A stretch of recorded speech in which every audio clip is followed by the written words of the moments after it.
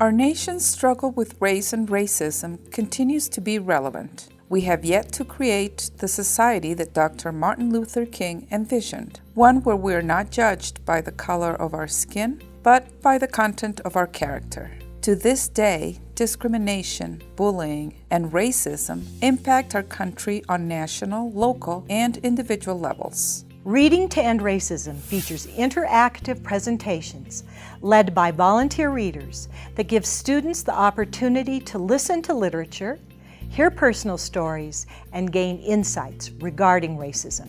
In addition, students brainstorm ways that they can work toward eliminating racism, standing up for other people, practicing inclusiveness, and learning about other cultures. This is our first year of actually having Reading to End Racism as a program of the YW, and it's going really well. It fits perfectly with the mission of the YW in eliminating racism. So my mom is a rebel. She has made being biracial a non-issue as well. She's been fighting for this cause for years now, and it's so nice that she's found a place like the YWCA where she has a platform to speak on, and she's doing a great job.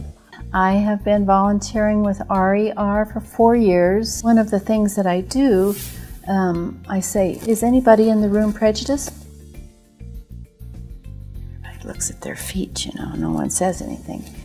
And I say, well, I am.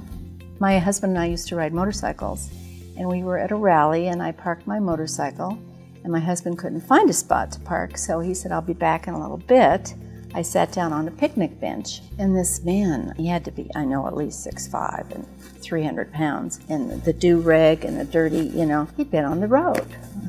And I thought, oh my gosh, is he gonna sit down next to me? And he did. And I sat there and I was really afraid of him, and in a minute or two he said, you know, it's really hot today. I'm gonna go get a soda. Could I get one for you? And I thought, well, that was really nice. I prejudged him. And the kids loved that story. Growing up in East Texas back in the 50s and 60s and early 70s, I was in a segregated schooling environment until my 10th grade in high school. That's when integration hit me for the first time. And being in the classroom with the children, they look at me different.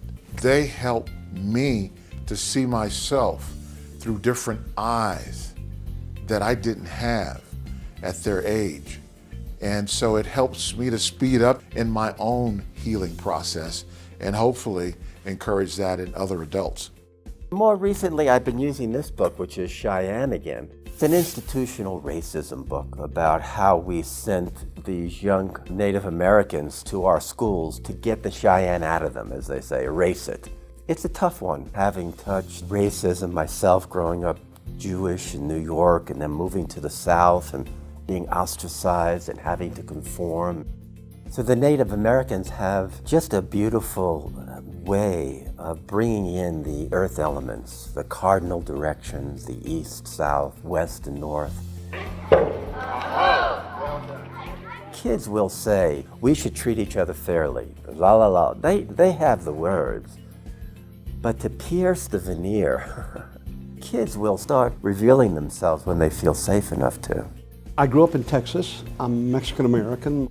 It was very racist, and so I learned Texas history through children's books that they made us read in school. And one time I had to get up and read out loud, and I was just the first, second grade, read out loud from the book. And one of the quotes that I had to read was, get them greeters, get them beaners.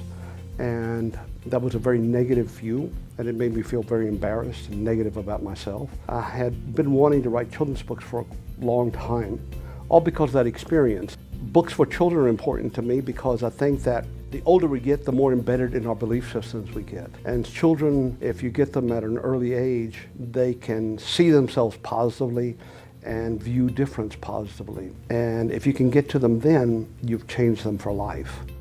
So education becomes very important, and reading is the way to learn and to become educated.